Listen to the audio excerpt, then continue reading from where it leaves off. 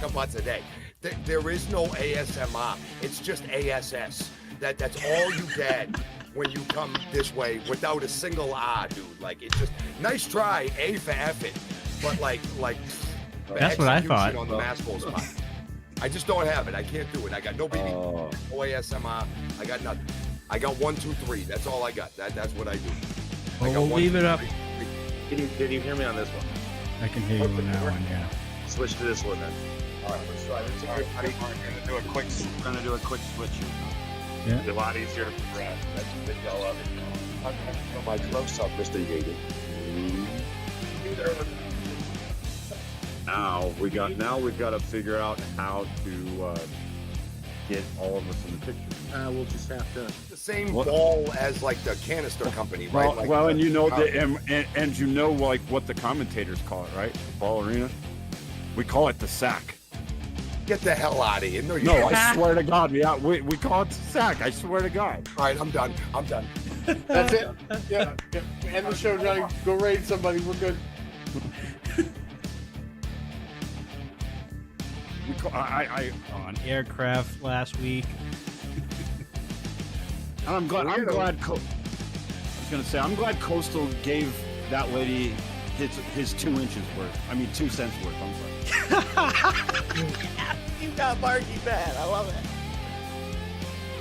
No, that lady, like, she wasn't even discreet about it. No, you can ask her. She like literally leaned over John's shoulder and looked at my phone.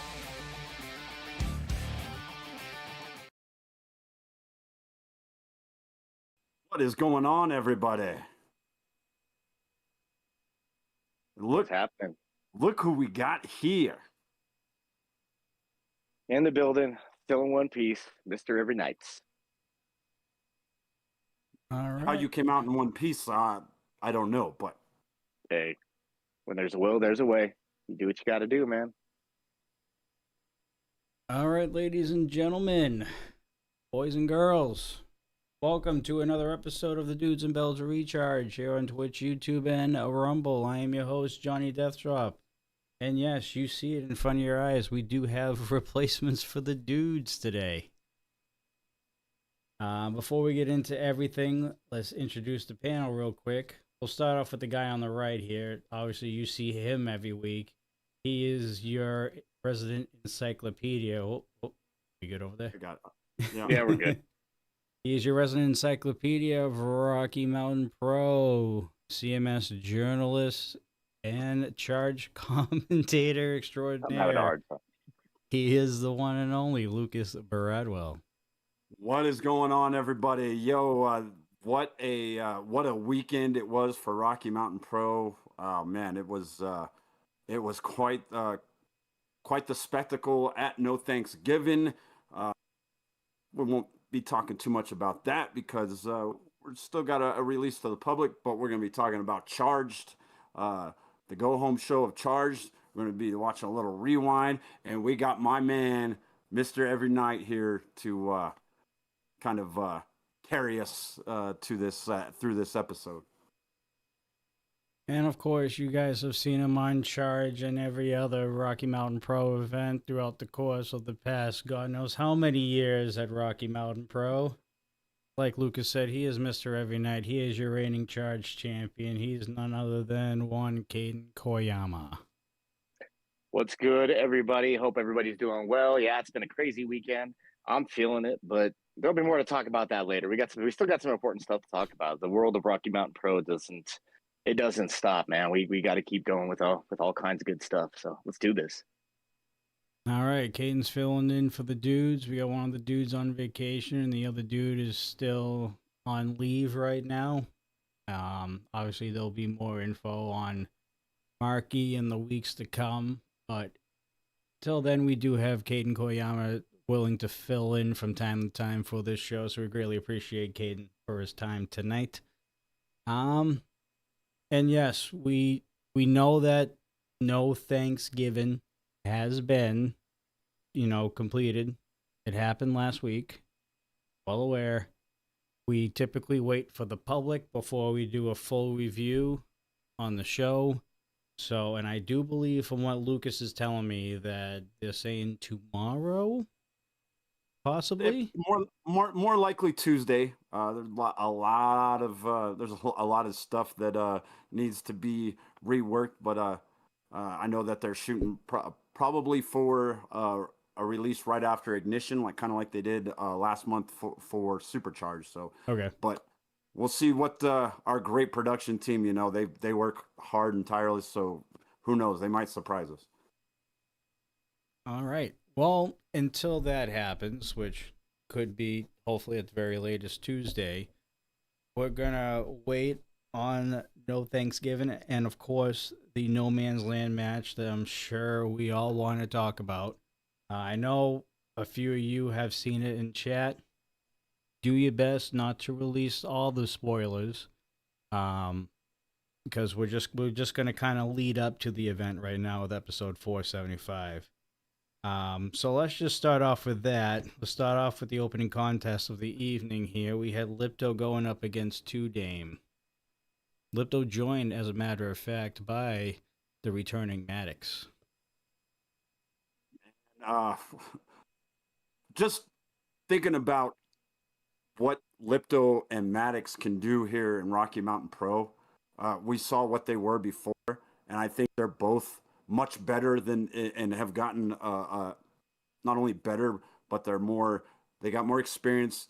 I don't know how, but I think Maddox has gotten bigger since the last time he was here. So just thinking about what kind of a force they're going to be moving forward.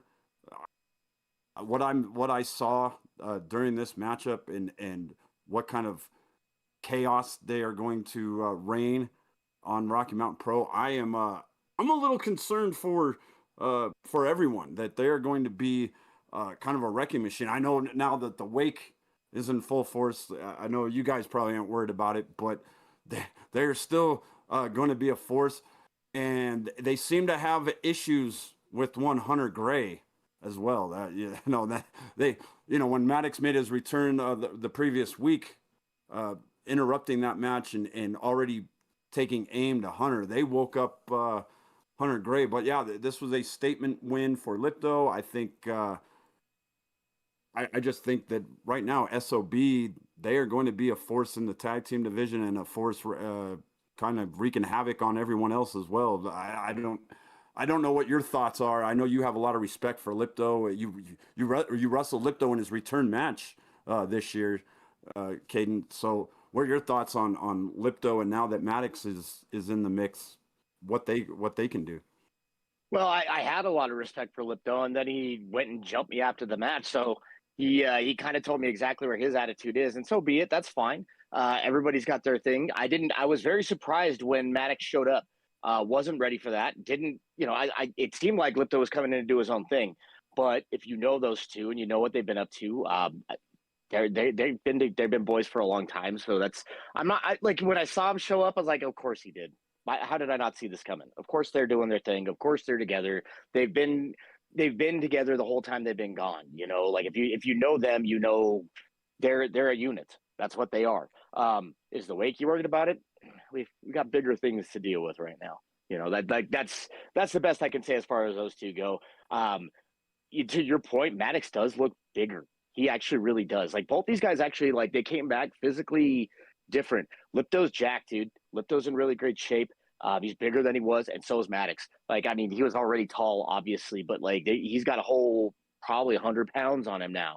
So the RMP roster needs to be on notice. That's definitely seems like that's their goal right now, is put everybody on notice. They're here to work. They're here to make their names, and they're here to reclaim what they think is their position. But I can assure you, there's some of us who have some things to say about that. Yeah, I'm sure Chopper City is going to be paying attention to them as well down the line, because they should be concerned with those two. Yes. As far as 2Dame is concerned, I thought this was one of 2Dame's better matches he had against Lipto as well. He seems to continue to improve and work on his craft over the past year. What are your thoughts, Caden? Since you're one of the head coaches down there at the Wrestling Academy down there, how have you been noticing 2Dame's improvement? I as a coach, as a fellow wrestler, I see a lot of improvement from 2Dame. that losing the Ignition title should be a setback, but he hasn't let it be a setback for him.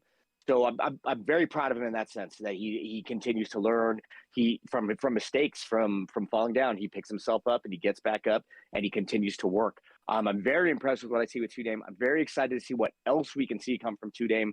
I know he's not afraid to challenge himself, which again, as a wrestler, somebody who's trying to be the best myself, there's nothing but respect for that. So I'm very happy to see where Two Dame's progress was. Yeah. Also, the thing that Two Dame always has for him is he is so damn charismatic. He's got this IVF, this interim voice of the figurehead. Supposedly he's just being the mouthpiece for D'Lo Brown, but he's got us questioning whether or not he's maybe making some of these decisions on his own. We know for a fact that he made the decision to make that match at Supercharged a hair versus title match. We know that for a fact that was him making that decision. He got caught on camera, and there's been a few other questionable things about it. And okay, hold on. I got to cut you off though. There was nothing questionable about that hair decision. That was awesome. Well, no, it That was was awesome. great. I'm just saying it was. I'm not saying that was questionable, but there's been a few other things that he said that D'Lo has made it, and now you kind of wonder, was it him going to business? We know that this number one contenders match that we're going to talk about for the tag team championships, he says D'Lo made that, but now I wonder, was this Two Dame's decision for the teams that were in it? So that's, I think, worth keeping an eye on. And next week when we talk about what happened at No Thanksgiving, I think we'll definitely have some questions. All right, we'll bounce off of that and get right into the Lockettes division, as there was a Lockettes match on episode 475. We had Big Daddy Mo going up against Lilith Grimm, two powerhouses in the Lockettes division going at it. Yeah, they're. I'll tell you though, it was once again Lola making her presence. She's out at commentary.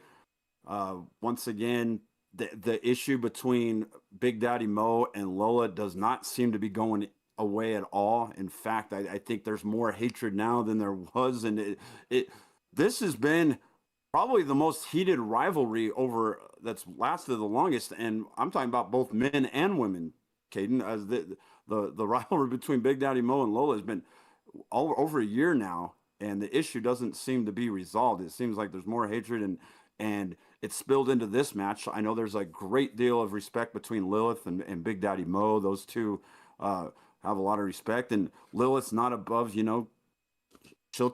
got to take a victory wherever she can get it, but definitely was kind of helped out in this way. Kind of a tit for tat, because the previous week, Big Daddy Mo cost Lola a chance to become the number one contender. Instead, Izzy gets the shot at No Thanksgiving. So this Lockettes division, man, you've got the rivalry that we just talked about. You've got Punk and Morgan as the champion, and there's a whole bunch of other Lockettes that are vying for the top spots, the number one contenderships. But Lilith's got to be, after this match at No Thanksgiving, you got to think Lilith's got to be right in line for getting a shot. Yeah, you would definitely think so. And especially, like you said, especially when you see what keeps going on with Mo and with Lola, like this is like one of the most drawn out, ugly issues I've seen between any of the Lockettes in my time at Rocky Mountain Pro. I've been here for almost 9 years. And yeah, this thing just keeps going and going. Like there's no stopping point. It's a perpetual battle with these two. So personally, I'm very curious what it's going to actually take for this whole thing to actually be settled. You can't just do a match, like, I mean, we've seen them throw down, even like they did a dog collar match, and that didn't end it. So what's going to happen with these two? Lola can't help herself but get involved in matches like this, and Mo's going to lose her mind over it, and honestly, like, kind of justifiably so. If I had somebody constantly in my matches, I'd probably feel the same way. So I'm very curious to see how this is going to finally get resolved somehow, or are they just going to fight forever? As of right now, it's looking like fight forever because it's still apparently clear that Lola still thinks that she's the Lockett's champion. Yeah, the disputed champion. That's still the most bogus thing I've ever heard. It's right there with the longest reigning number one contender. Yeah, she did use that quite a bit too. Leave it to Preston. All right, we'll shift some things around here. We'll just move on to the next available matchup we have here, which was actually your reigning Rocky Mountain Pro champion going up against Southside Sammy, which leads me to question, where was Southside at the beginning of the night? Yeah, I've been questioning it for a while. You've heard me on commentary, and I've questioned it on this show. It seems like Two Dame is trying to make Southside Hustle work as well as he possibly can. It seems like he's a great teammate. I don't know that I can say the same for Southside Sammy. Southside Sammy there was months where he was nowhere to be found, and when Two Dame was kind of getting double teamed by Enrique Calderon and Stanley Logan and even Jack McCready, there half the time Southside Sammy wasn't around, and then when he is around, he hasn't been, a whole hell of a lot of help at times. So yeah, you kind of wonder when Filter was, or I'm sorry, Matt, that's going to be a Freudian slip. Maddox, when he's out there at ringside during Lipto's match, yeah, you would think that Southside would be watching his back, but no, I guess he was more concerned that he was facing the champion on this episode. And the champion, let's talk about him, Kevin Koa, man. He wants to prove that he's a legitimate champion, and I think he's done exactly that. He's decided that he doesn't want tortured souls at ringside. He doesn't want their help. He doesn't want them involved until they can prove that they're worthy of hanging around the champion, until they can get championship gold. And he's been a pretty damn good fighting champion so far. And, even though this was a non-title match, it was a convincing victory against Southside Sammy, and showed that he was ready to face Remy D. And Remy D's the next big test for him, because Remy already has a victory over Kevin Koa at the biggest show that we have at Milestones. So now Koa has another kind of something to prove. It seems to me, Caden, that this title reign of Koa, it isn't just about him keeping the title. It's about him doing it convincingly and kind of going through hurdles. At first it was, maybe question him beating Damon Ace for that title. Was that a fluke? And then he defeats Hunter Gray fair and square, nobody at ringside, and the Tortured Souls weren't there. Does it convincingly. And now it seems like now he's got, not only is he the champion, but he has something to prove. Does that make him, how much more dangerous does that make him as a champion, that he's the champion, but he still feels he has something to prove? It makes him lethal, to be completely honest. It makes him incredibly lethal. I've been in the ring with Kevin Koa, and he's dangerous. He's a tough competitor. I won that match, and I barely won that match. I got by. I got lucky. I think you're 100% right, Lucas, with this. He's got something to prove. Maybe it was the loss, or not the loss, excuse me, with the lack of convincingness, whatever you want to call it, with the law office jumping into the match. It could very well be that. It could be the way that the Tortured Souls have been. I'm not sure. But I know that if I'm looking dead at Kevin Koa right now, I better focus, because he's hyper focused. He was already dangerous before, but what he's doing now as the Rocky Mountain Pro champion is it's lethal. It absolutely is. I want to bring up one other point though about that we talked about Southside being out by himself. As a fighter, as a competitor, I just want to bring up one point that I think could maybe well be the big case. Yeah, maybe there have been some weird things with those guys. I don't know. They seem all right when I see them in the locker room. I could be wrong. There's always more going on than you necessarily see. But I also know when you're going in there with the champ, with the man, the guy at the top of the mountain, sometimes you got something to prove yourself. So maybe it could very well be that, Southside Sammy really wanted to go in and show what he could do as well too. So I don't know. That's just a perspective that I wanted to bring up.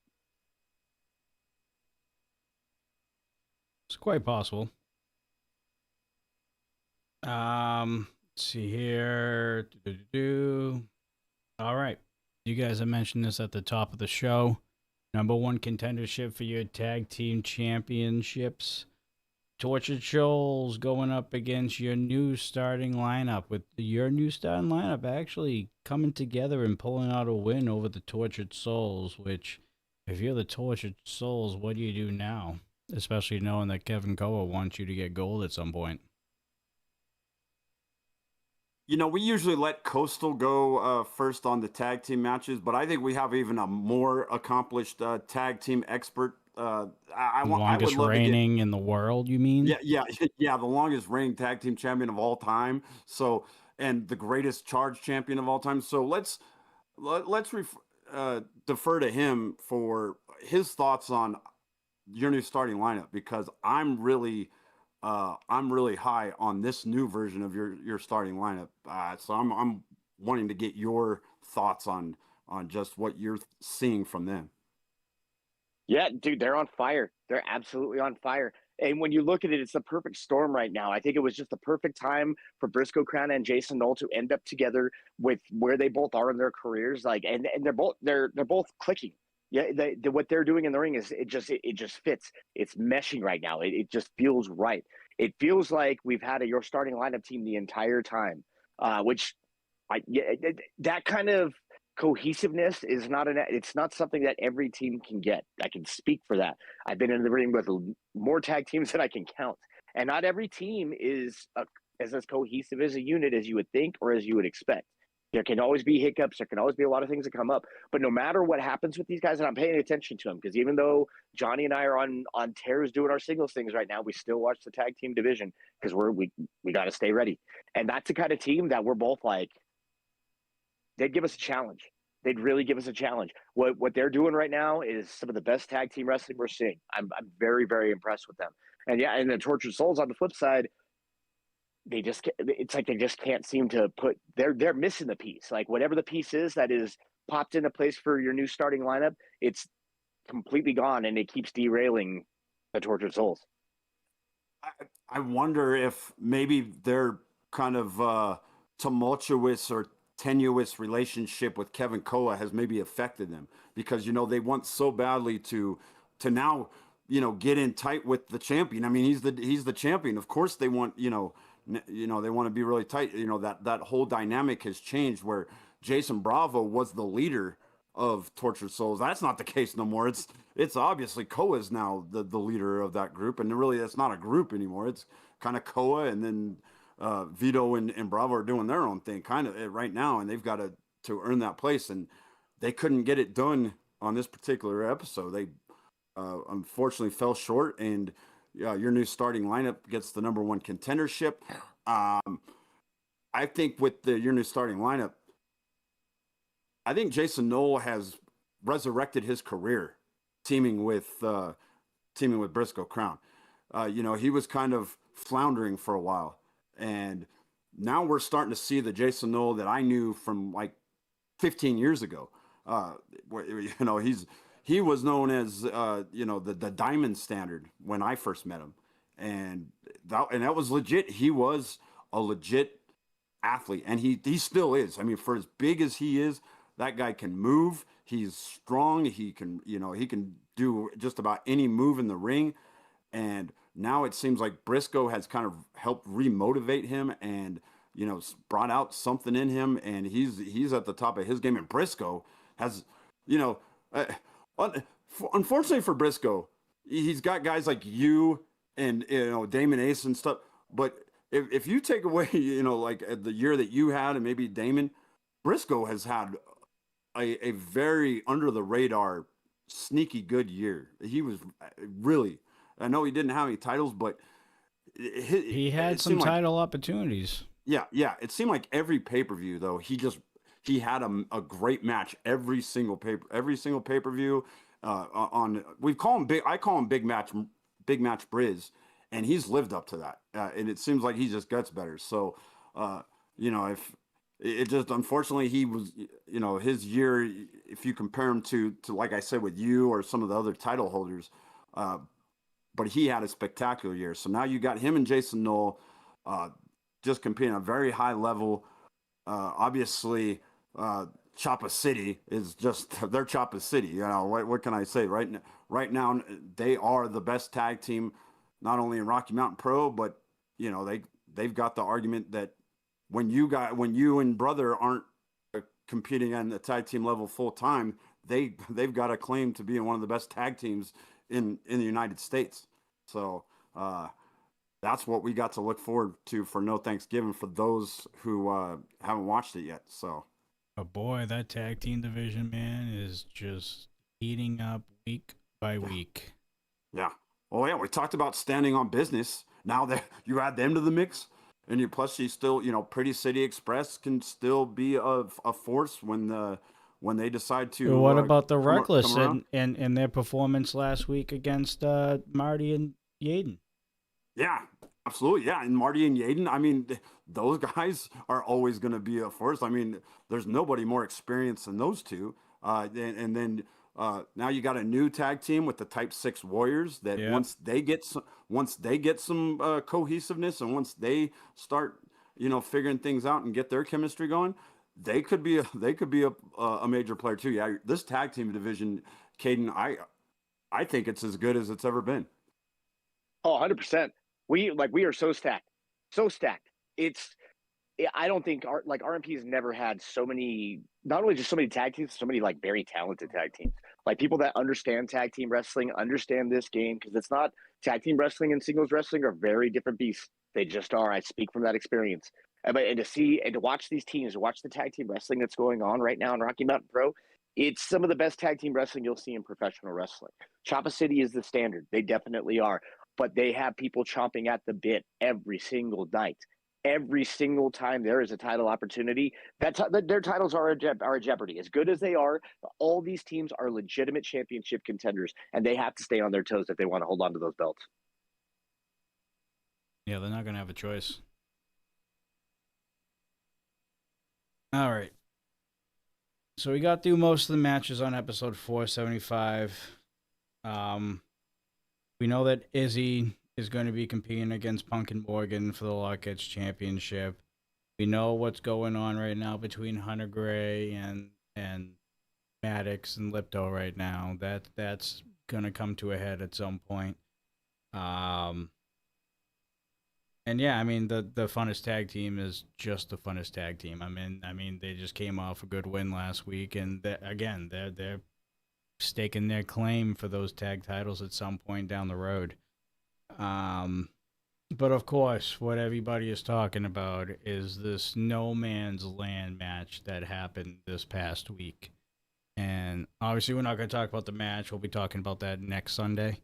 But as far as episode 475 is concerned, both sides put out some vignettes in this episode. And Caden, obviously you were part of one half of these vignettes. I know it's happened, but what was your guys' mindset going into the match? Into the match, it's let's end this. Let's end this. This has gone on for way too long. You look at the issues between Preston and JK Pop. They've been going on for over a year now. And a lot of that's where a lot of this started. But then Dustin gets involved because they can't help themselves with him, and then they can't help themselves with Damon. This whole thing was really, I mean, it was a culmination. It was almost like it was unavoidable. The way things happened and the way things went. Like now that I look back, and especially like having been through this weekend, there's no way it couldn't have come to this.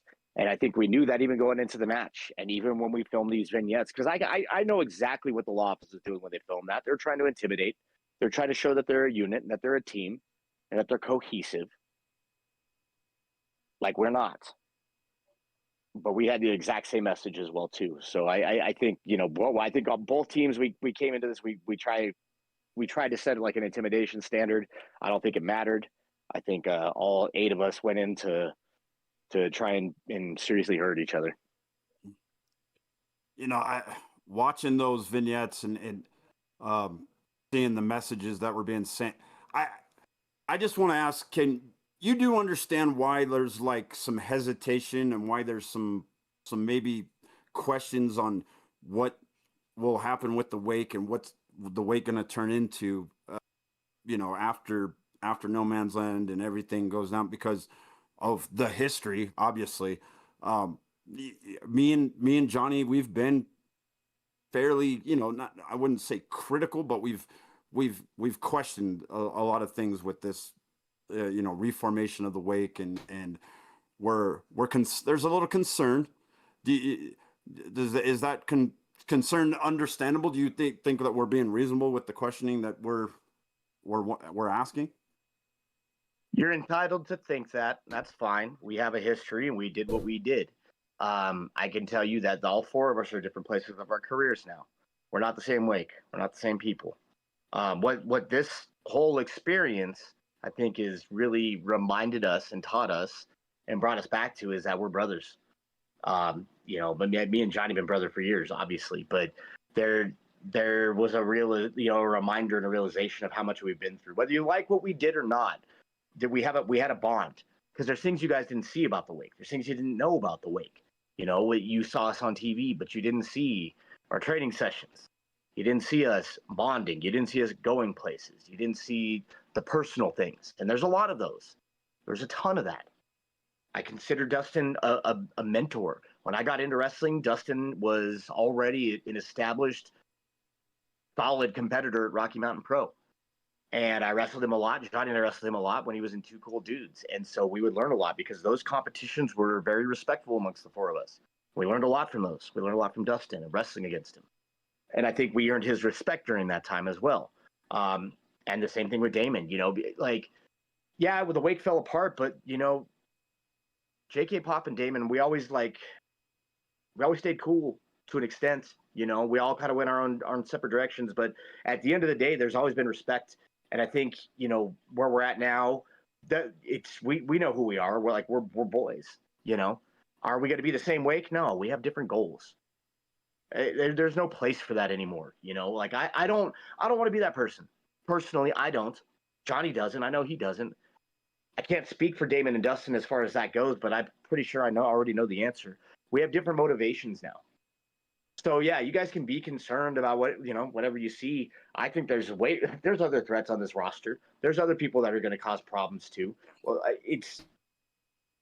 think what you want, but we are who we are. You guys have seen exactly who we've been for the past, especially for the past year. So I would encourage you to really think about that. Life changes, people change, people go in different directions, and I really truly believe all four of us we're headed in the best direction that we possibly could be. I really think great things are coming for the four of us.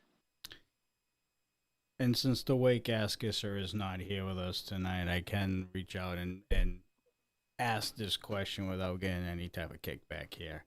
Which, by the way, RMP, thank you so much for reminding me on how much I despise the Wake during these vignettes. Greatly appreciate you. So, back then when you were the Wake, first time around, you had an established leader in Dustin Garrick at the time. And he was the one that formed the Wake.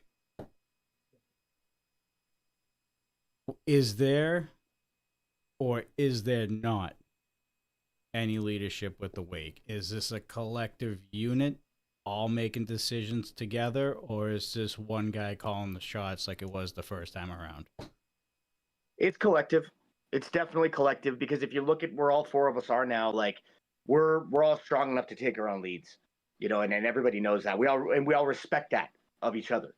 There's a respect amongst the four of us, because things have changed, and we've all I said it during that promo, we've upgraded. All four of us have upgraded. When the Wake first started, Johnny and I were a tag team. That's what we did. Well, we were very good at it. We're still very good at it.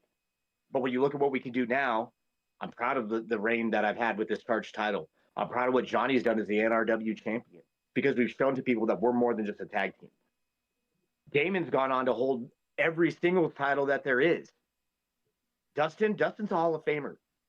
He is a Hall of Famer, still active. We're a different group, and we know what we are. We know what all four of us are, because all four of us are good enough to do anything inside of RMP. So it's not really about one leader, one guy's vision. It's what are we as brothers? What are we going to be doing? How are we going to handle things?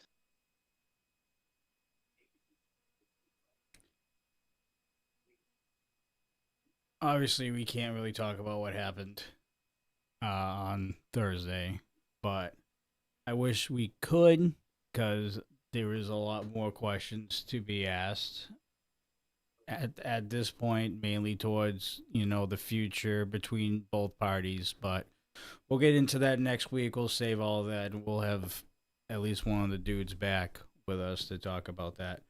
Other than that, 475 came and went.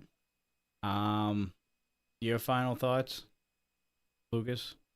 Oh man, I thought this was a good way to You can really push set no up. Thanksgiving as well. Yeah, I would say this was a great episode to lead into No Thanksgiving. I think it did what it was supposed to do. It told the story of the wake versus the Loftus. It told the history. We saw all the vignettes. We got. I think that we got the messages of both teams loud and clear. Whether or not we like the law office or not, which very few people do like the law office, but if whether or not you like them, you clearly got what their message was, is that they were a cohesive unit as well, and that and it definitely Preston is the leader, but he's got all of his guys ready for no man's land. They definitely, you could tell they were ready on that end.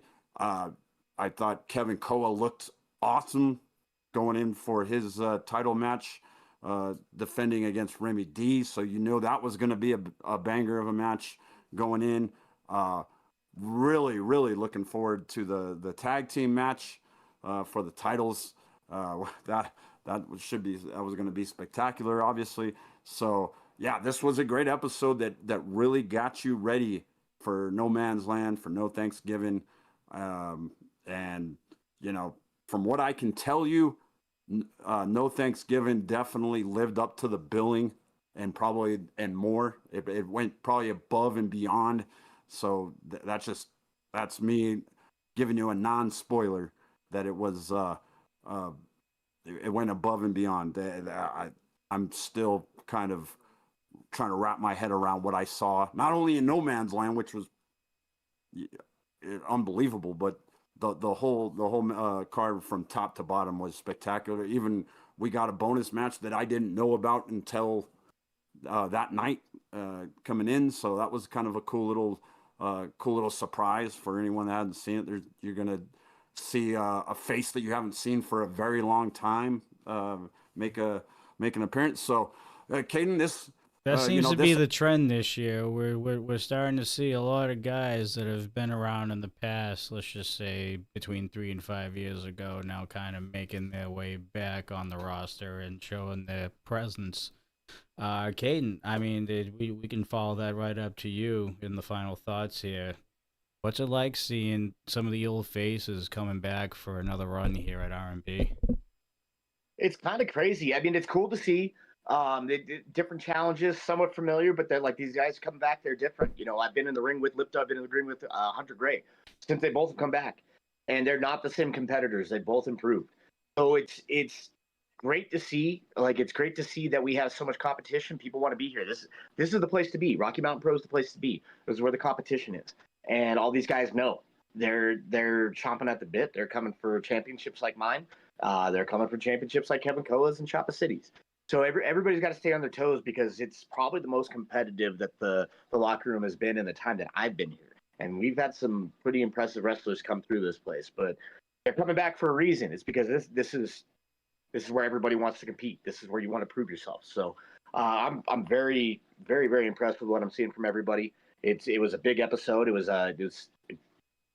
It felt like it got us ready. I think we all had messages. Everybody did, not just the wake, not just the law office. Kevin Koa came in ready to prove something. Your starting lineup is looking so great.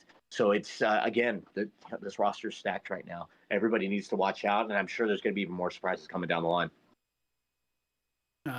Quick comment from Yaden. The difference between a Koa and a Koyama is a yam.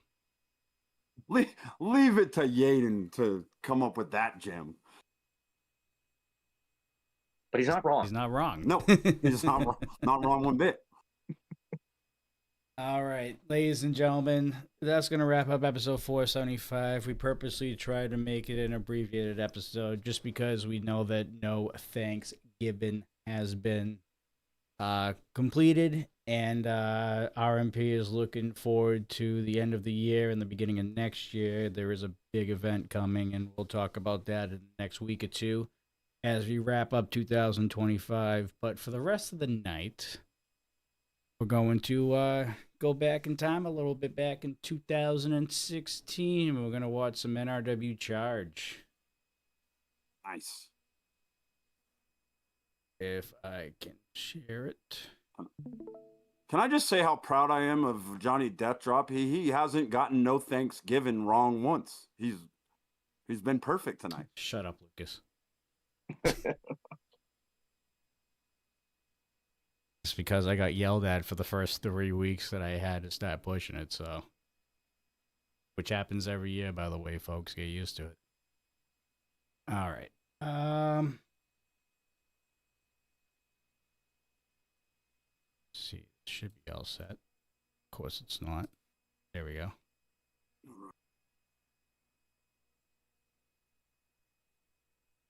All You right, guys it's figure? yeah, it's up on mine.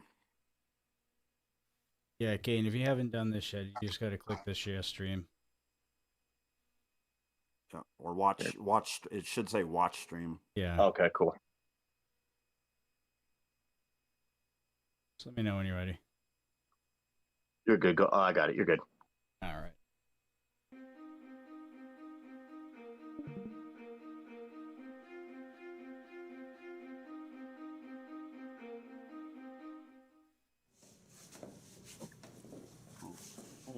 Oh, Cormac. Oh, snap, dude. Look, it's Cormac battle, guys. Hey, yo, dude, he's getting ready for battle. I know, right? Hey, Cormac, for real, I'm a huge fan, man. I mean, all the great things you've done in your career. I mean, you've wrestled WWE superstars. I mean, this guy beat Eric Angel on his first night. I mean, hey, that's a tall order, man. That's a tall order. But he was trained by Sammy Six Guy. True. Danger Dean. Hey, how did Danger Dean do in that last title match? I don't think he's woke up yet. Yeah, I don't think so either. Anyway, hey, let's get back to you, little buddy, huh? What are you all dressed up for, huh? What are you doing? I have a match. What do you think? You invited the commentator table? Are you wrestling Mickey Mouse? Did you need money? Whoa, back career move, boy. Guys, I have a match, okay? Okay, sorry. Right, well, you should be sorry. Good luck there, band nerd. Don't forget your trombone. But the 4 Point Cartel were kind of bullies back then.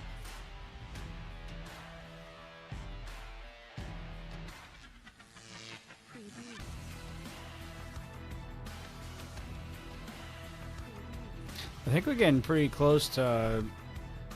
Oh, I think we're about halfway done with Doza's short NRW career. Yeah, he's pretty close. Something big's gonna happen pretty soon, though. To another episode of NRW Charge, and we saw last week at the conclusion of the charge that the CEO Titus Machiavelli once again putting Tyler Stinson in an impossible situation, making him once again defend his #1 contendership to the Charge Championship. And I am joined once again by Mercury Yedin here at commentary. Thanks given to Death Drop for getting it right. And of course, Brian popping in as he does every week. Koyama for RMP champion. Yeah, that's your Much biggest love, supporter Brian. right there, man. Much love, Brian.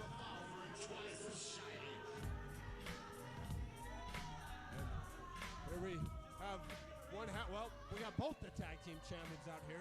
Ladies and gentlemen, making their way to the ring. Oh, Lucas, As one Yeah. strike the button. Oh, I got you. One half of the NRW tag team champions, Elias Castaneda, along with Eric Angel out here, and of course, Mr. Cartel. I have a feeling that won't be the last time I use that button. The 4PC. What does that stand for? 4 pieces of crap? Yeah, I agree. I can dig that. And within the next 2 to 3 minutes, we'll get the weekly comment from Yaden. Crowd not approving, of course, as always, of the 4PC. Yeah. You know exactly how I feel about it. Although they did have a banger of a song that came out. Tyler Stinson is being asked once again to defend. There it is. There it is. The Battle Royal. Never disappoints. For the right to Look, it's Titus. these other people are getting opportunities for that they didn't have to earn. Right, absolutely. He's defended his #1 contendership more than Anaya's defended the Charge Championship. Absolutely, it's ludicrous. We're underway. And I think Yaden's on commentary here, as a matter of fact. Yep, it's me and Yaden. It seems like Tyler Stinson is never gonna get his title shot. If Titus Machiavelli has anything to do with it, and of course he's the CEO, so who in the hell can stop him? Where there's a will, there's a way, though, and nobody has more will in NRW than Tyler Stinson. I mean, he is a fighter. He is a legit fighter, and he's going to keep fighting until he gets his opportunity. Well, for 10 years, he fought in a cage and was very... Reversal there, right into the barricade. Speaking Hayden, of you've wrestled Tyler Stinson before, haven't you? this is that one. I didn't actually have a match with Tyler, but I've been in the ring with Tyler. Johnny and I had a match, Good one. and he decided to get in and attack us. And I'll tell you, I've never. That dude kicked me in the head so hard, like my neck's never been the same. And that was in like 2018, 2019. Tyler Stinson's brutal, dude. Was that when he was champion? Yeah, it was.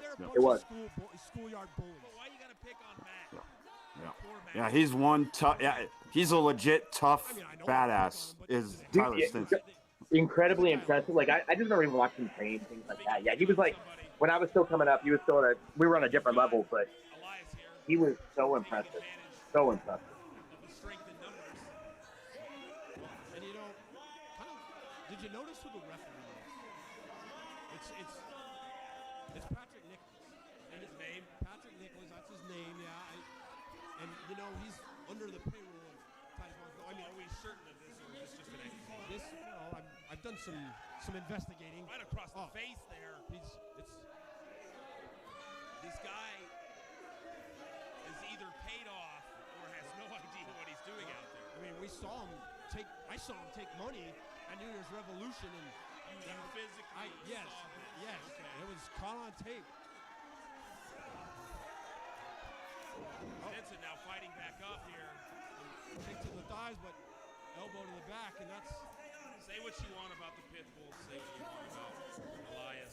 He is an experienced ring technician. He's experienced in this world, and Tyler Stinson is still learning. So Now, Ken, have you and brother? You guys have faced the Pitbulls before, haven't you?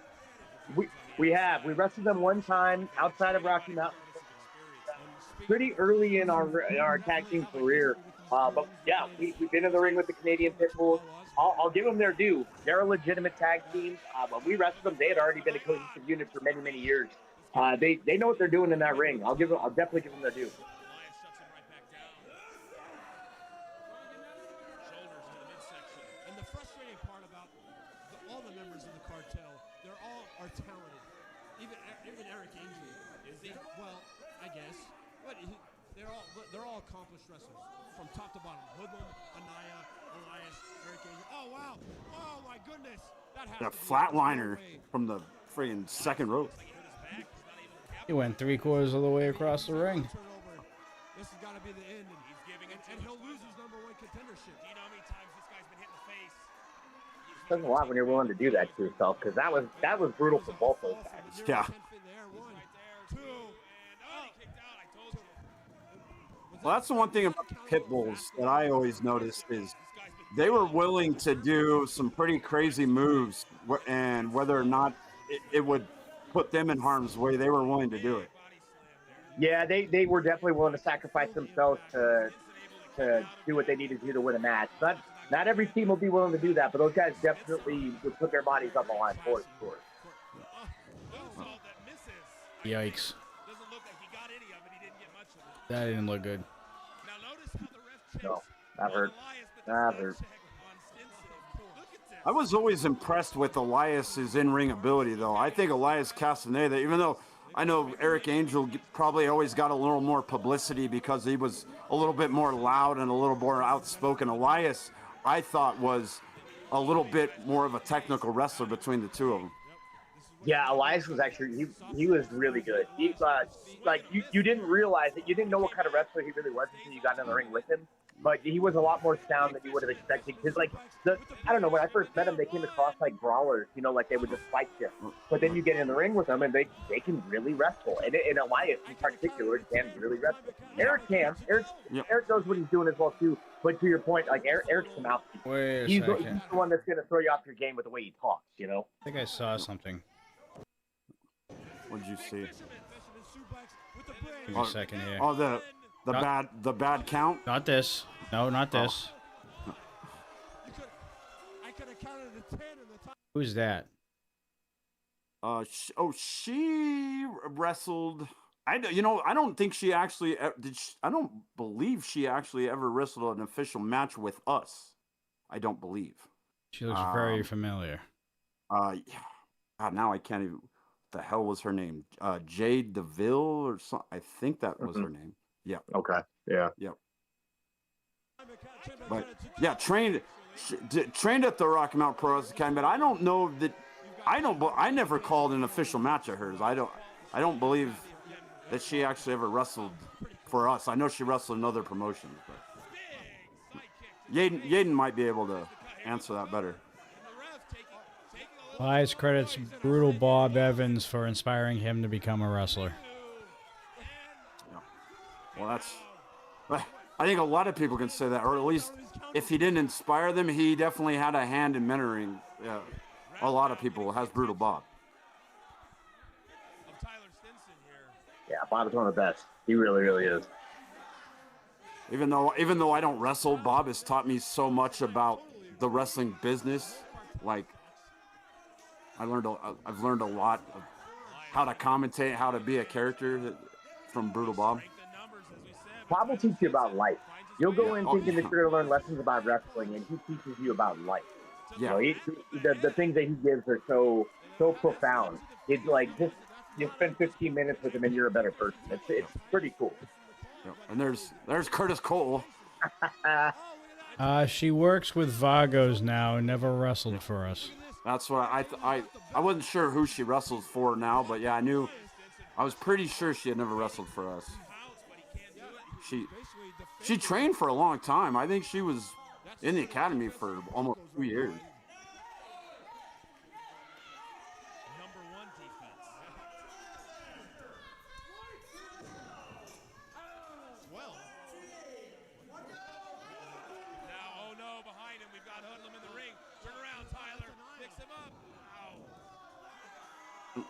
Right in front of the damn referee too. Look at now he finally calls it.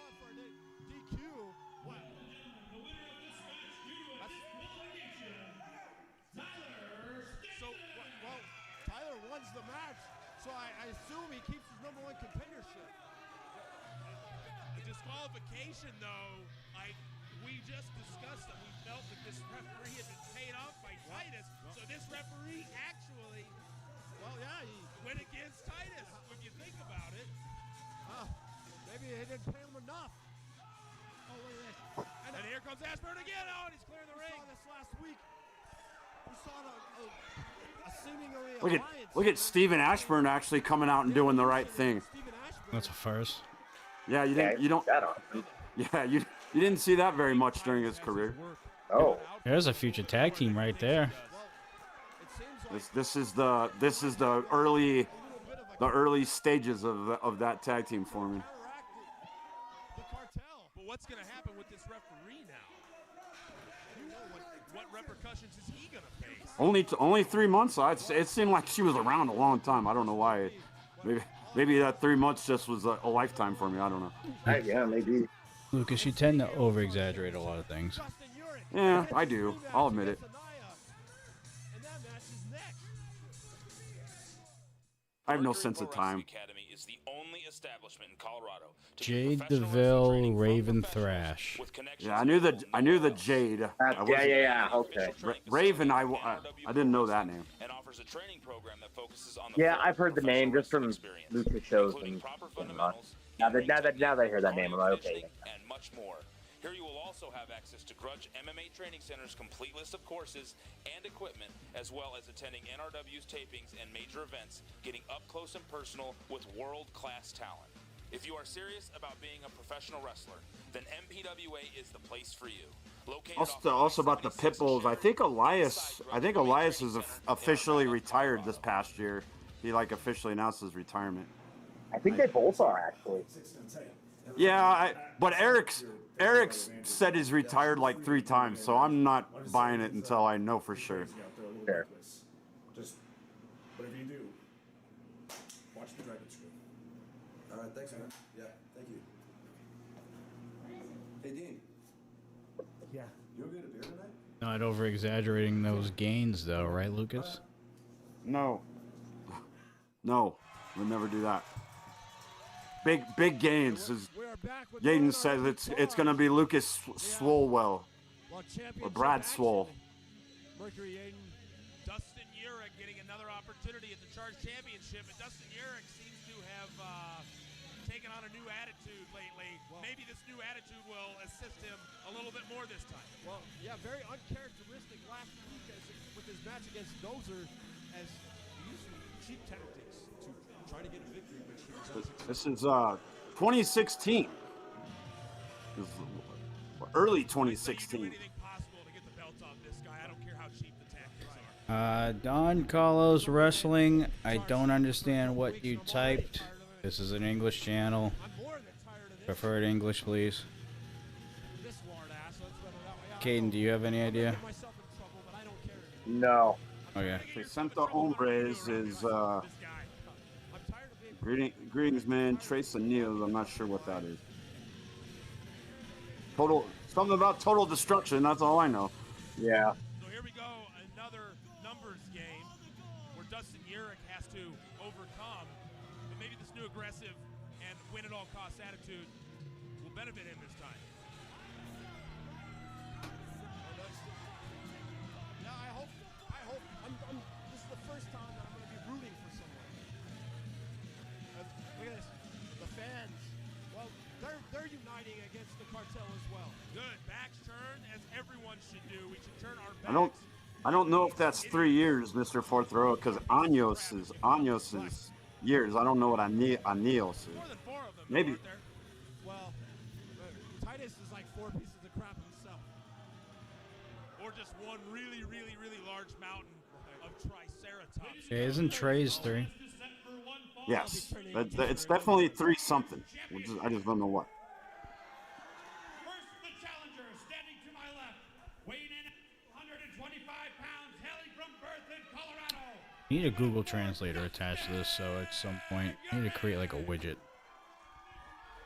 And sort of a mixed reaction. And his opponent, hailing from Los Angeles, California, he is one half of the West Coast Gorillas. Please give it up. The Left Coast Gorillas. He is the NRW Charge Champion, Anaya! Left coast, west coast, who cares? I kind of like that everyone is getting the introductions wrong. Hey, dummy! The cartel. He's part of the 4-Point Cartel as well. 60 men, 3 rings, a battle royale, total destruction. It sounds like he's talking about World War III. from WCW. At least we got a fair referee in this one. I mean, I guess that's a rewind in a way, but I mean, we're not covering WCW. And Anaya out of the ring immediately. You know, I wouldn't mind to see some cheap tactics by Dustin Urick this time. Absolutely.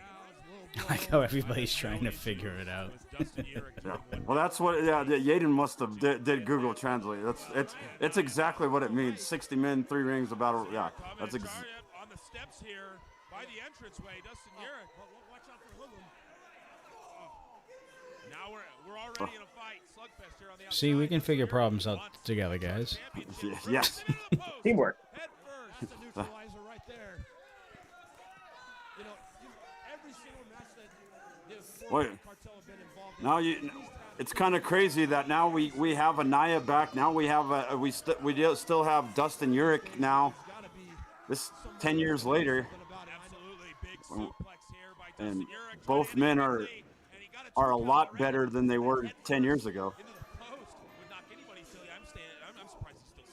I mean, would you have thought, looking at Dustin Urick in 2016, that he was eventually going to become the longest reigning Rocky Mountain Pro champion in history? I didn't. I always knew that Dustin Urick was a good wrestler, and I thought there was a chance that he could maybe become like a charge champion or something. I never thought we'd see the meteoric rise out of him like we saw in 2019, 2020. That was, he just shot off. No, something changed for him at that time. Like he became a completely different guy. And I remember like Too Cool Dude Dustin, and then like when he like really became the Vulture, like something different just clicked in him, and it was like it was off to the races. Yeah, when he was in the cult of Cold, I think that really, like, the fact that he was kind of the muscle of that group, and he was basically around a bunch of Lockets and was their muscle, and that was when we started to really see the Vulture that we saw during his title reign. Mm-hmm. Oh, Lucas, you forgot to push the button again. Oh yeah, I forgot he's even. How did I forget that he's even out here? He's like the most visible person ever. And Yaden took Spanish in high school, so yeah, he had to look it up. Oh. Well, sorry. Lo siento. He has the ability, he has the skills, but he chooses not to execute the way he used to. That earned him this spot in the first place. He's had all the accolades. Oh, but he took too long there. 1, 2. Oh, and Dustin Urick almost had him there. And you've seen that clothesline before, kind of a trip and a clothesline combo. Again, though, not going for the leg, not putting the right type of leverage to keep those shoulders down. Speaking of shoulders, driving the knee right into the left shoulder there of Dustin Urick, and now grinding that elbow across the back. And it looks like he's in his face. He's raking the eyes, raking the nose.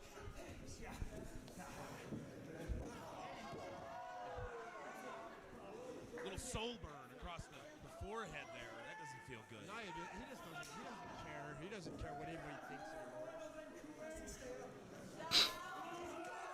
Winds up, kick to the right, solar plexus, right in the midsection. I don't know if it's a matter of the crowd wanting Lucas, you can look at Yaden's next comment. Succeed or just see Anaya fail. Oh. I think it's the latter. I think anyone would be. Well, see, Anaya, at least to the crowd. Hell, I think this is NRW charge champion. this is me being Lucas and not understanding it's a joke. So. Absolutely.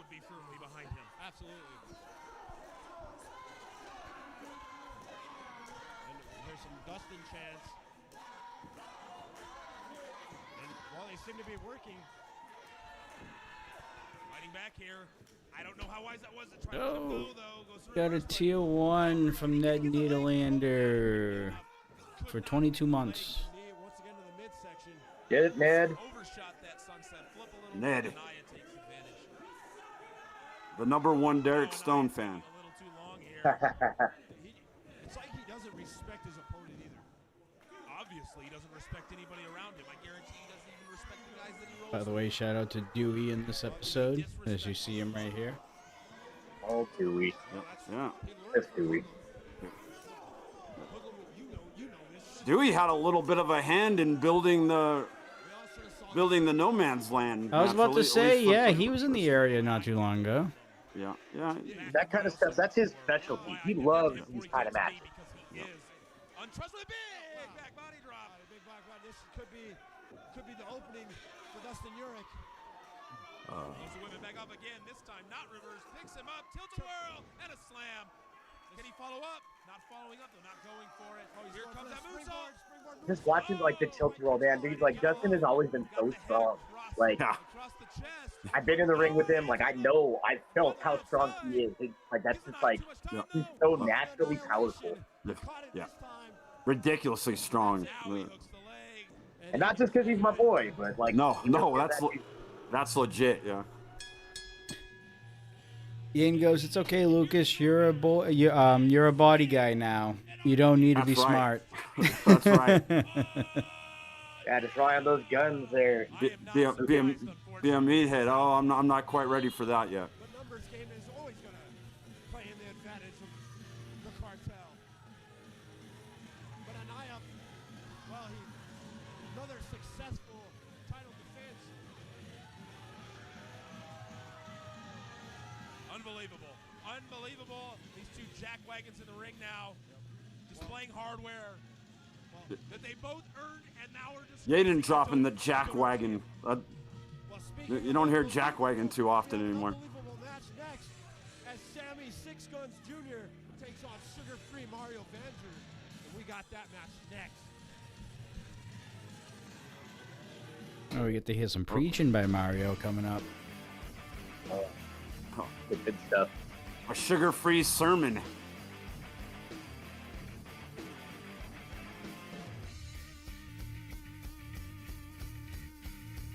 This era is always interesting for me to watch because this is like I was just about around the time when I was getting ready to do my tryout. So like I was watching the show a lot at this time. So like I'm very like I haven't seen some of these episodes in a while, but I'm very familiar with like all of these matches. I used to watch all this stuff. You started the academy in late 2016, didn't you?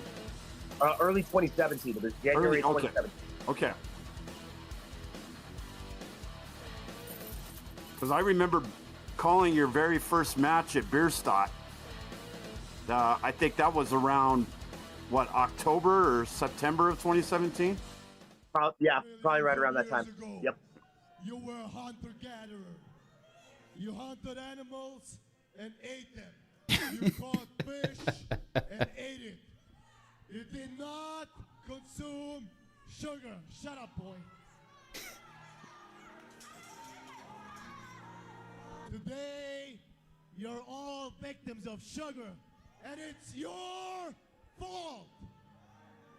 Oh yeah, you tried to throw candy? We're not in 1980. This is assault. You want to know what I think about candy? Sugar, right? That's what I think about candy. That's sugar abuse. That is a My waste. name is Mario Vanger. I am sugar-free, and I am your savior. Somebody I mean, there is such thing as sugar-free candies now. I wonder if that will classify as acceptable. You know, though, he was like, he didn't like any sugar substitutes either. The only one that he was okay with was stevia. If it had stevia, he was okay with it. Everything else, he was like, it was a no-go. Everyone is miserable. Hey, he's got to say no to sugar shirt on too. I catch fishes, and I catch bears, He's completely He's mocking mocking him, yeah. acorns, and carpets. Yaden gifting a tier 1 sub to, who do we got? Remaster. And El Guapo. Subscribe to Tier 1. Oh, wait, we're on a hype train? Or treasure train? What the hell is that? That's new. Alright, we're on a train. Going north at the moment. Choo choo. Choo choo. Keep them coming. Let's go. Oh, and they cut some sugar-free Mario did not take too kindly to those words. He didn't find that too sweet, did he?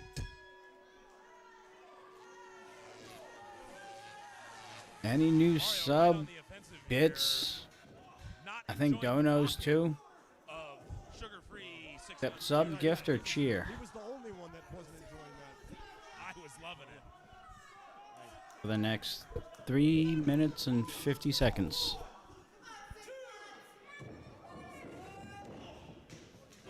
And Mario staying on the offensive. One more level unlocks a discount for the rest of the train. This is all new to me. This is the first time I'm seeing these little points. That is an old man. Sammy Six Guns though now back on top, up to the top rope, and caught him He was low. going for the 6 guns to the Lord and got caught. And Six Guns to the Lord caught by the supposed savior.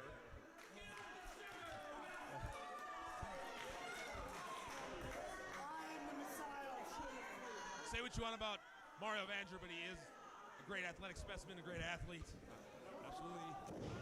Big scoop and a slam there. And it seems to me that the sugar-free lifestyle has worked for him as far as his stature, his physique. Obviously, Sammy Six Guns not quite agreeing with that lifestyle. Oh, Lucas jumping in. Gifting a tier 1 to Queen. So thoughtful, Lucas. 66%. The other corner and up and on. He can't get up and over. He flips upside down, almost landing on his head. Taking advantage quickly is, but the old man on the outside.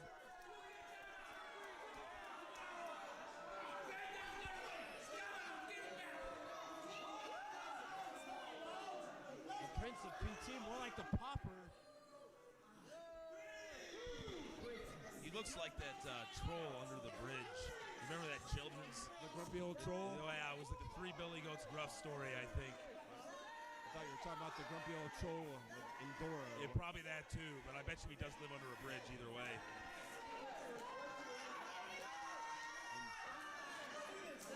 Oh, the Polish prince was quite the character. Oh yeah, he was. Yeah. He was around a little bit when I first started. Yeah, yeah. I think when you came, he was wasn't he managing a Batu? Yeah, I think you're right. I think you're right. The rocker dropper. That could be it already. 2, 3, and he got him. Wow. Kind of a surprise finish there. Wow. I didn't know it at the time, but that was a matchup of 2 Rocky Mountain Pro champions. Yeah.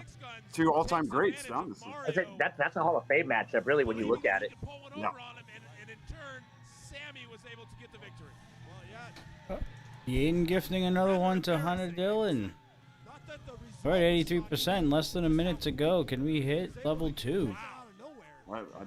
Probably one more gifted sub might get us. I think so. Some of the momentum Mario Vander has had in the past few weeks with the Prince of PT in his corner. And, well, Sammy Six Guns rolls on.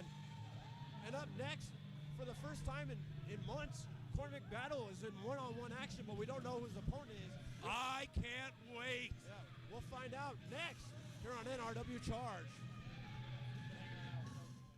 The official NRW video on demand site is the place to rent or purchase digital copies of NRW major Only events, 15 past seconds seasons of left, NRW and we're weekly stuck at show tunes, and 86. exclusive compilations, events that feature all your favorite NRW Oh wait, stars, El as well as Guapo came in international and superstars such sealed as the Trouble deal. Guerrero, We're at El level Snow, 2. Christopher Daniels Hell and yeah. Frankie Kazarian, ODB, Nikita, and more. Just go to Gifting one to NRWProWrestling.com Wild and the One NRW Brim. TV section to find your favorite episodes and events.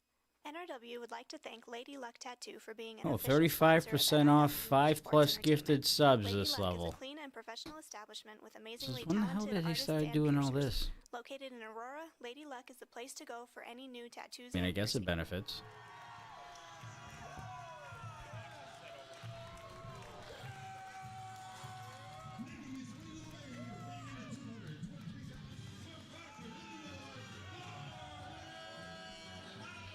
Well, here is my part. Here is my. Well, we appreciate that, Hunter. Well, sure that'll be put up at the quarry. I hate to admit it, but I've kind of missed that. I missed that beautiful music. I didn't know he could actually play the damn thing. Well, yeah. I've never actually heard him play it. It's not just a gimmick. He actually plays some notes, unlike some other people. Wow. I thought the thing was broken or something. Either that or he was a poser that didn't really know how to play it, but Yeah, we've never seen that on TV before. the egg's on my face. Well, this ought to be interesting. Wait. Well, we know that music. Which one, though? Maybe he's wrestling Titus. Oh, here we go. I got it ready now. Here we are. Very true. That's 4 appearances in one episode. We only had 4 matches. It doesn't matter which one you wrestle, you're wrestling all of them. That would be 3 appearances if there was only 4 matches. Yeah, well, but he was in the opening promo too. Doesn't that count? That's what it's called, right? A trombone. I mean, I suppose so. Yeah.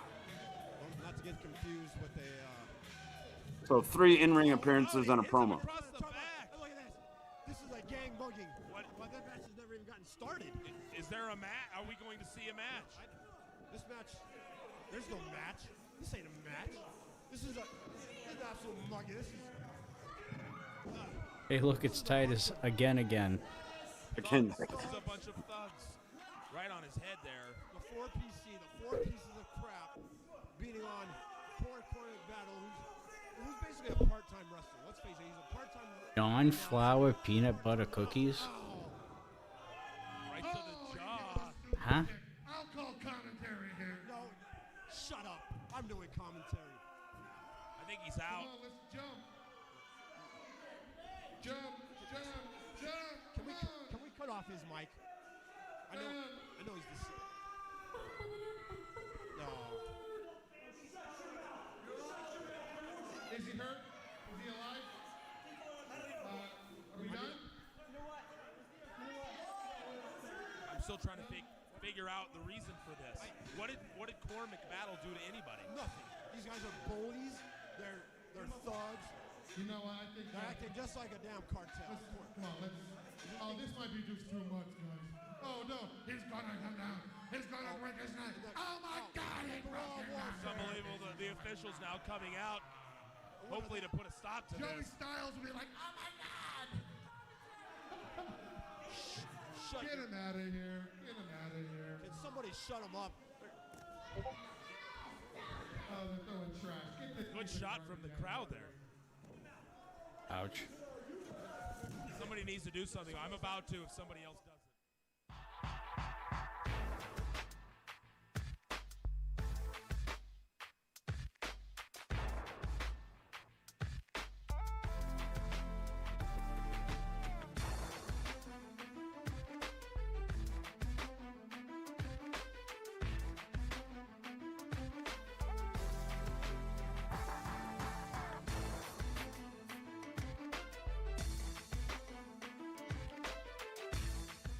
NRW would like to thank Shea L as an official sponsor of NRW. Located in Lakewood, Colorado, Shea L features a variety of services to suit any need, including hair, nails, wax, skincare, and tanning at affordable prices.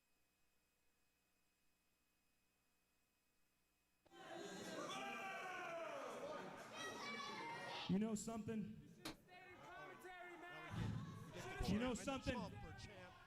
I'll admit it, I'm a pretty selfish guy. Yeah, I'll admit it. Lightly. No. Guys, Hype Train has concluded. 6 subs, 100 bits. Thank you guys so much for your contributions. Truly never ceases to amaze me.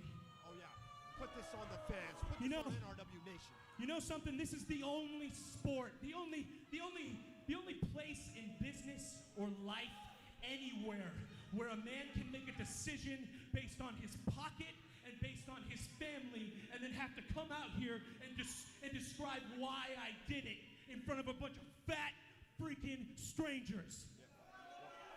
Harsh words there from the champ. Yeah, I'm talking to you, old guy from Jurassic Park. Yeah, you call him fat, and Titus Machiavelli runs your cartel. Look at, he's Please, trying to come over make the my rail. freaking day and walk across that. Please, I dare you. Well, I hope he takes that cane and shoves it up. Let me explain something to you. Let me explain something to you. He did. I didn't Oh, he realize he did. got all that. Yeah, close he to did. For more than a year, I and my brother led a resistance against this man. We led a resistance against this man, and we did it for each and every one of you. And you know what that got us? Absolutely nothing. Nothing. He has a child to look after. Frankly, Well, he won the title before he joined, so that was stupid. But on your bank account, and that's the reason You got why. the Remy D over there on YouTube. So Remy. basically, you're a greedy. Shout out, You know Remy. what?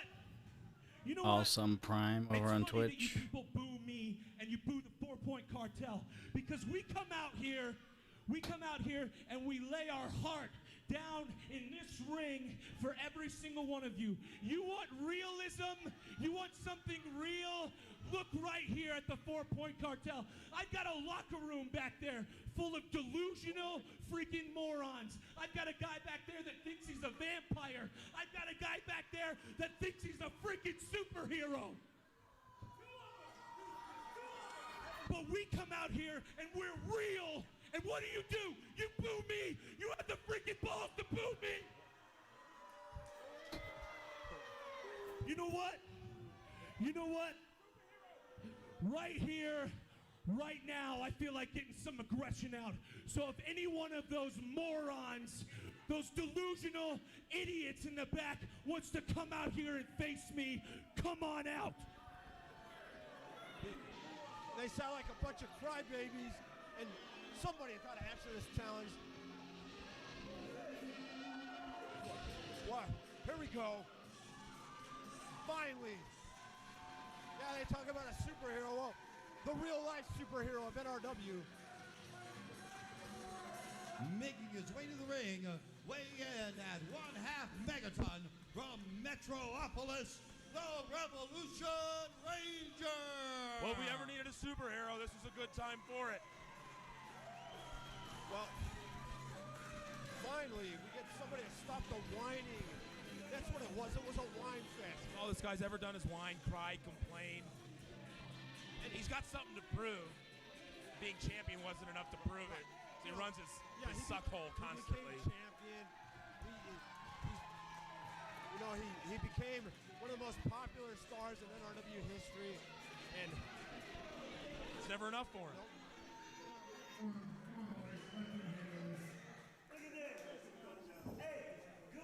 He talks about fans being selfish. He's the most greedy, selfish person I've ever met in my life.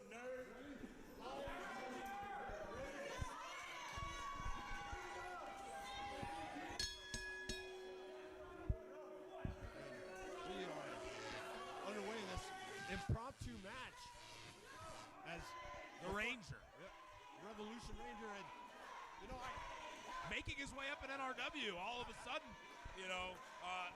rising to the top. He's really taking the ball and running with it, and now he's going to challenge the champion. Absolutely, he's been on quite a win streak, and not only as a tag team with Dr. Beefcake, but also when he's been in one-on-one action, he's been very successful. What are you doing? Hoodlum looks like he's a little cautious with the strength of the Revolution Ranger. He's got superpowers. Hey, you know what? I've been in the ring with him, and he's done a few things during the match that make you wonder if he pulls energy from somewhere else, because he is not like your average competitor, that's for sure. Whatever they have in Metropolis, that water he's been drinking, something. I've actually been to Metropolis before, Indiana. But never Metropolis. Where's in Illinois? Yeah, wow. There's a big Superman outside the police station there, I remember. Back to the action here in the corner, and a big toss out of the ring. Throws him completely and out of the ring. And that's a nearly 250-pound Samoan that he just tossed like a rag doll. And this definitely has to have the champion shaken up. The least fat of the two fat guys in the 4 Points Cartel chucked across the ring like he was XJ Chaos.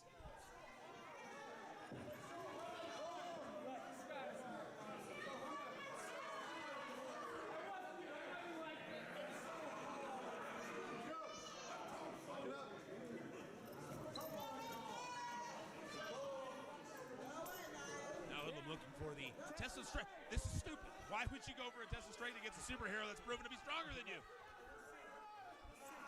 Because he's got something up his sleeve. There it is. Of course. Well, obviously, he hasn't acquired super intelligence yet. Very true. Not wise, but back on top. Oh, behind into the corner here. Hoodlum trying to roll him up, pull him out of the corner, not working.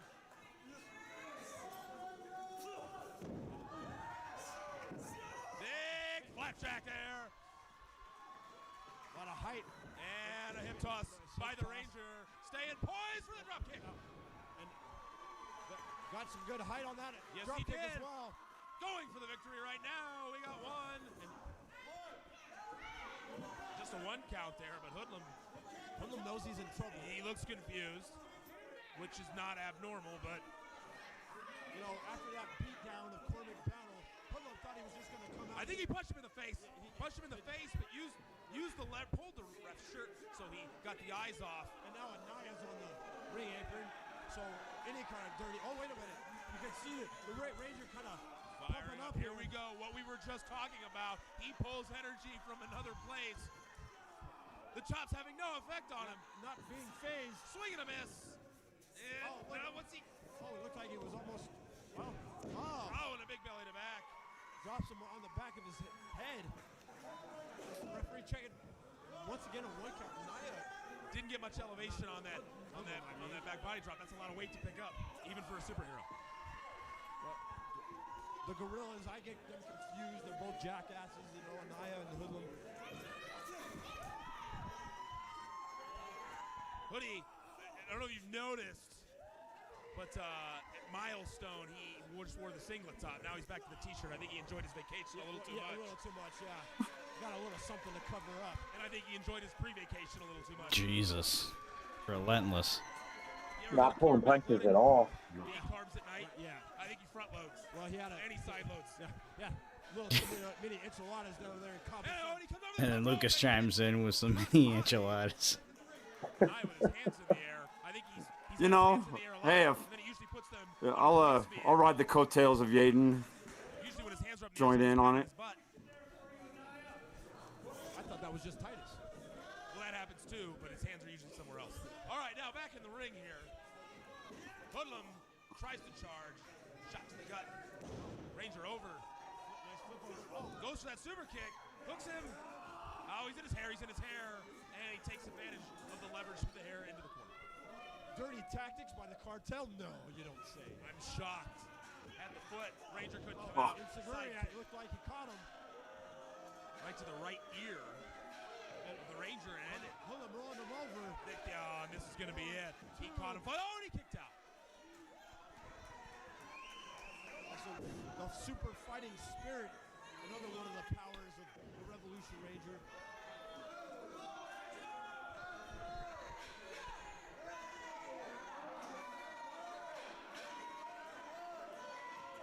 Hoodlum now choking him against the ropes here. Ref trying to break it. Heading to the midsection now, keeping him on the ropes. Looks like he's setting him up for a ride. And a big suplex there by the champion. Looking to end it now. Check of the shoulders, too. In the hair again to put him right back into the chin lock. You know, now he's getting down and dirty. He knows he came out, he talked a big game. Now he's finally got to back it up. Underestimated the Ranger, which was stupid. He's seen his work. Crowd trying to get the Ranger back up on his feet, and he looks like he's breaking it into the hair again to pull him down. He has to cheat. He cannot just straight up wrestle this guy. That's all we've seen from the cartel. That's all we've seen out of Anaya, out of every Charge championship match. The Pitbull. Ranger looks light on his feet, takes the hip toss, and that patented hip toss leg drop by the champion. We've seen that time and time again from Hoodlum over the years. And dropping the knee. Brings the knee now. Why isn't he going for the cover, though? Once again, he really wants to put the exclamation point on this. You know, you see the way he looks at the crowd with disdain. Not going for the cover there, but I think he realizes that he's going to have to do a lot more damage to the Ranger here to put him away. He's now trying to choke the oxygen out of him. Although I don't know if the Revolution Ranger runs on oxygen. No. Fighting back up now. Some other kind of element. And he's in his hair, though. He couldn't take off. And throws him into the barricade. And this is bad territory for the Ranger to be in. With Anaya outside there as well. Look at this. Anaya getting a little too close for comfort. Elbow there to the jaw of the Revolution Ranger. Referee at a 4 count now. Watch out. Referee's distracted. Look at Anaya. And of course, this is not a handicap match. I don't know what they're arguing about over there. The referee needs to pay attention. It's all a distraction.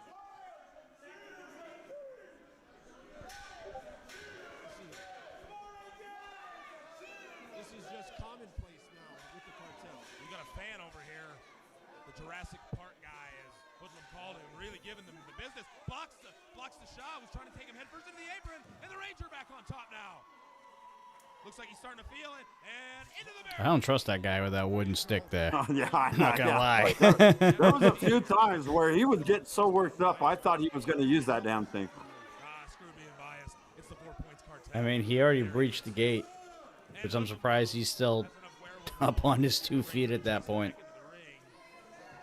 Yeah, they would be a nice that night if they let him cross over that far. There in the corner, just kind of laying on him, hoping that immense weight that he's put on over his vacation can kind of push the oxygen out of the lungs of the Revolution Ranger.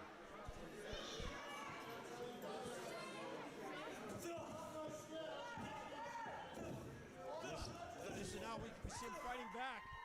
The Ranger, he's just not going to give up to the cartel. He doesn't. Big pickup and a slam there off the ropes. Pushes him down, drops that super elbow. And hook of the leg, double hook of the leg. Not enough though. Hoodlum is the champion for a reason.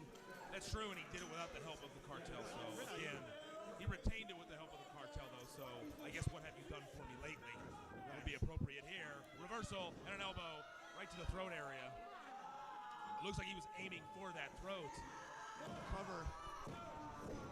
Once again, the Ranger just will not give up.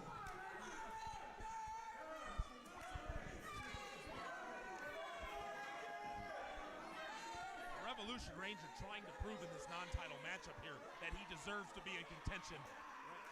Well, and I think he's done a good job so far. Looks like, well, it looked like he was going for Samoan drop, but got countered, and now big clothesline. Elbow to the face. Elbow. Hoodlum now getting really reeling. Double hook, and he's got him up. Belly to belly. He needs to finish it here. I think we know what we're going to see. The superhero likes to fly.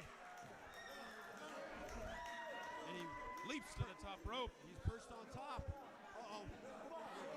Hoodlum was going to hit him with the belt. Oh, watch Anaya. Oh, Anaya just clocked him. Clocked him with the belt. Unbelievable. Hits him with the belt. Uh-oh. And now Hoodie going at the ref did not see it. He's going for that big elbow. He calls God's revolver. And here comes and louder and twice as shiny as what he says. 2, and that's going to be it, even if you're a superhero. That made me sick just saying that. But we're not surprised.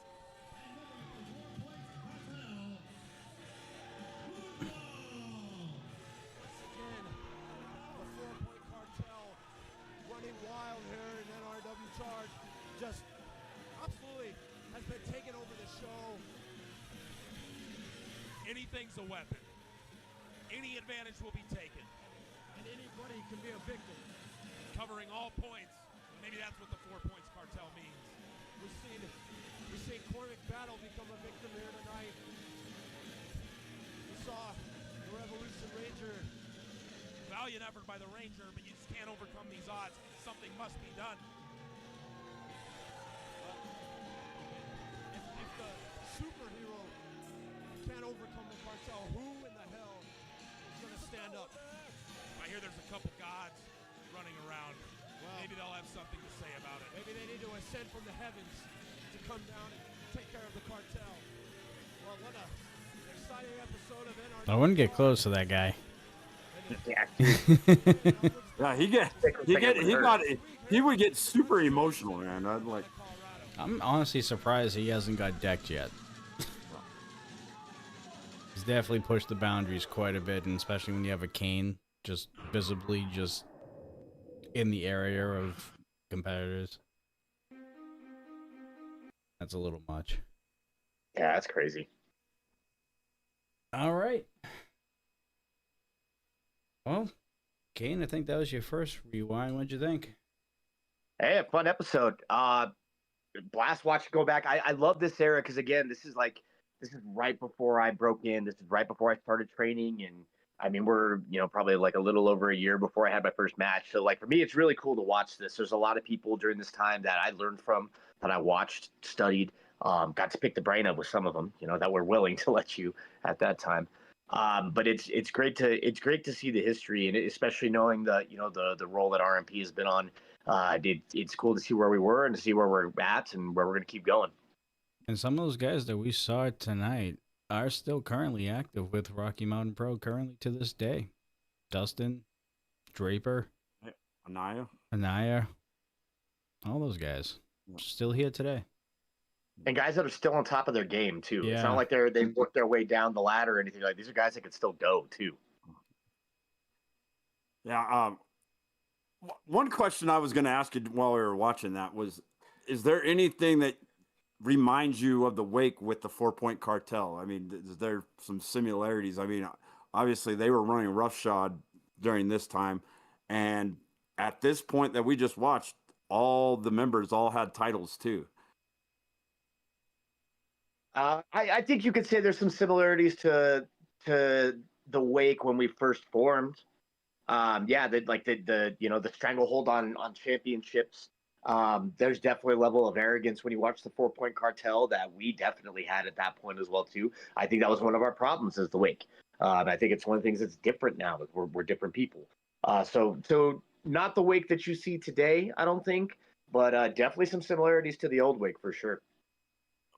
I would say the biggest difference is you guys didn't have a figurehead that was in power like Titus. You guys were just, all just kind of running the show and nobody really was behind the scenes in power with you guys. It was all. No, actually, as a matter of fact, that guy who you just mentioned was the one that was trying to destroy the Wake the first time.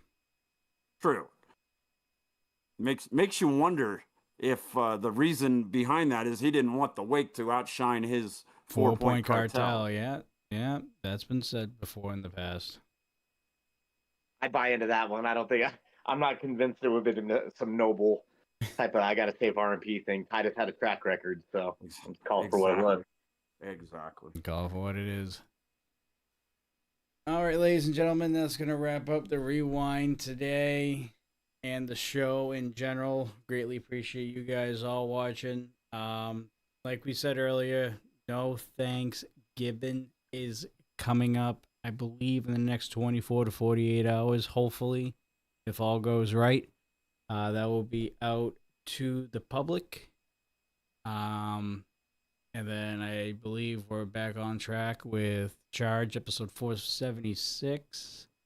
And our Sunday show will be the one that's covering last week's big event. Lucas, RMP Live, are we done for the year officially? We are done, and no more shows till New Year's Day, January 1st. We can talk more about that next week, since there was a big announcement kind of on the show, so we'll talk about that. Talk about that next Sunday. Next Sunday. Yeah. Yep. All right. Other than that, ladies and gentlemen, we're going to. I think we're just gonna wrap it up here. I don't know if there is anybody even on Durid at this time. There might be one. So we'll kick it back for an extra minute. Lucas, anything else you had for Caden while he's here before we sign off? Give me a minute to find somebody. No, just want to remind everyone. Also, Tuesdays we're still doing ignitions. You're going to see these next probably several weeks of ignition. You're going to see a lot of matches that were unreleased previously from all the shows we did this summer. You know, we did a whole bunch of shows throughout the summer. A lot of that didn't get aired during the time, so a lot of that stuff you guys are going to be able to watch over the next several weeks.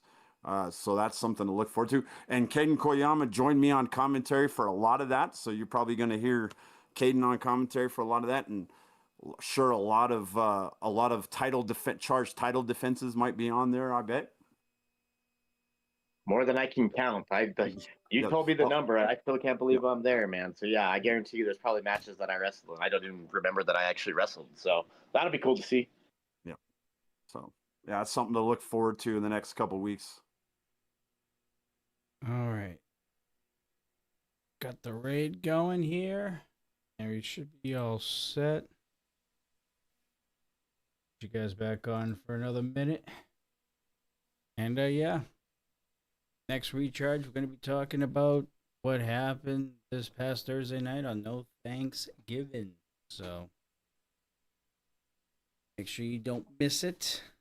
I do believe we have Coastal with us again returning. Obviously, Caden's more than welcome because we still have a spot empty for the foreseeable future. So whenever you have time, you're more than welcome to hop on.